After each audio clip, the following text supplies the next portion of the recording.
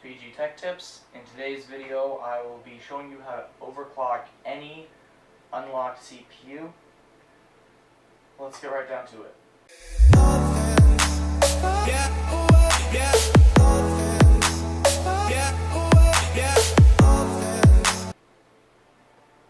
Alright, before I begin, there are two different types of BIOSes you can enter into. One is a BIOS, a traditional one, and I'll show you that first. That's going to be the first one we're going to be overclocking.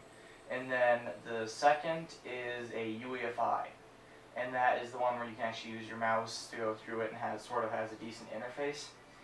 And most motherboards you will encounter today when you buy them will be UEFIs. Only really old motherboards or really low-end motherboards or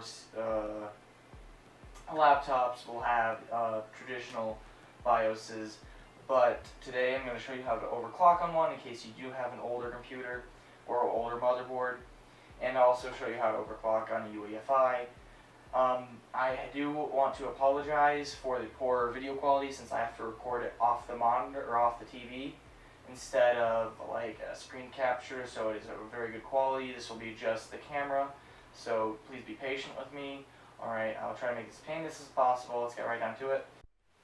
Alright, so to enter most BIOSes or UEFIs, you have to press delete or one of the function keys. Normally it's, I think, F12, F9, or F2. But to get around that, since I never remember, since I have to go into BIOSes of so many different ones, I basically, as the thing's booting up, you go, and then you're bound to hit one of the keys that is gets you into BIOS, and that'll help you a lot. So this is what the older standard looks like, and BIOS stands for Basic Input-Output System. So you can only use your keyboard, just the arrow keys, to move about. So you're on some motherboards, you're going to have to use the jumper inside your motherboard and switch between the two for overclocking, like this particular one I had to do. So I believe it's going to Advanced BIOS Features.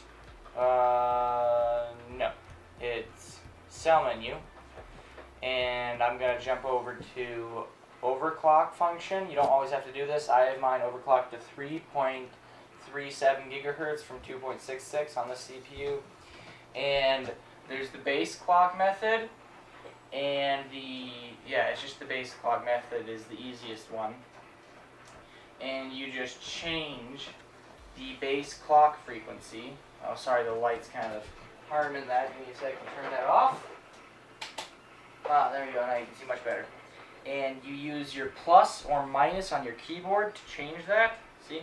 And it takes a while to change it, and you slowly up the base frequency until you hit a certain amount. And the adjusted CPU ratio is another method, which I'll show you on the other BIOS for my other CPU.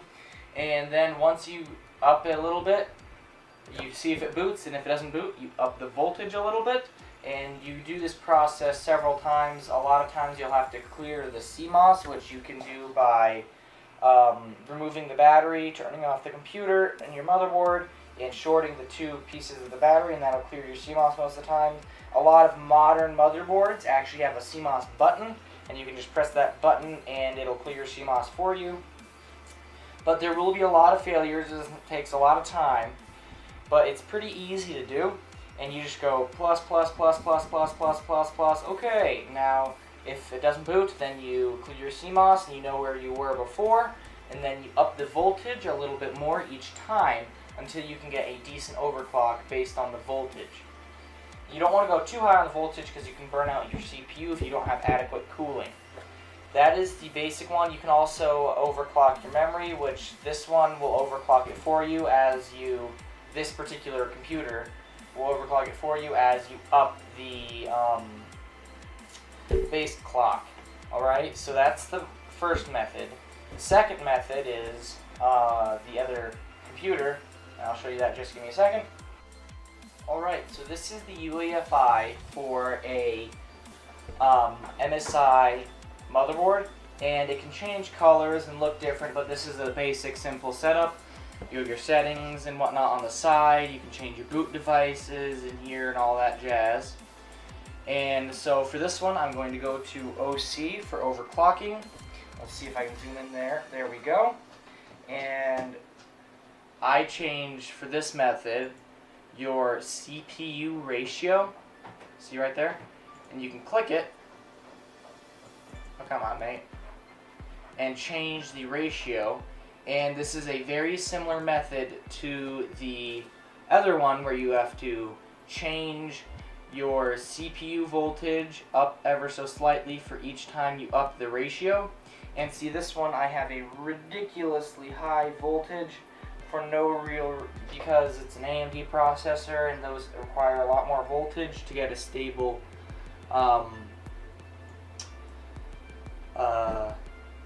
clock, a stable boot and whatnot, or because they run hotter, so they require more voltage. This particular 6300 is running at 4.4 gigahertz, and it requires a lot of voltage. Every single CPU is different. Even if they're the same model, they can actually have a different frequency and voltage that they like to run at. This one particular likes to run at a higher voltage than I've seen a lot of others to keep it stable. If I don't, then it's not stable and it won't give me what I'm asking for. Anyways, so that's the basic methods. This one you can also do base frequency, but I don't like using it. I like doing the CPU ratio. It's a lot easier for me. A lot of times you'll actually have to turn off a lot of these smart controls and whatnot, but mine didn't. I still have turbo on, so it'll actually turbo up higher and boost the voltage even more, so I can get an even higher clock based on their turbo. Anyways, so this is your basic one, and then you'll press escape, and it'll be like, do you want to close without saving? You say no, so you have to go in the corner, and then press X and save configuration and reset. I'm going to press no because I already have it in case I change something stupid. So I'm just going to exit. And the same method for both. That is a typical UEFI. The other one is a typical BIOS. Thank you for joining me. This is PG Tech Tips signing out. Peace.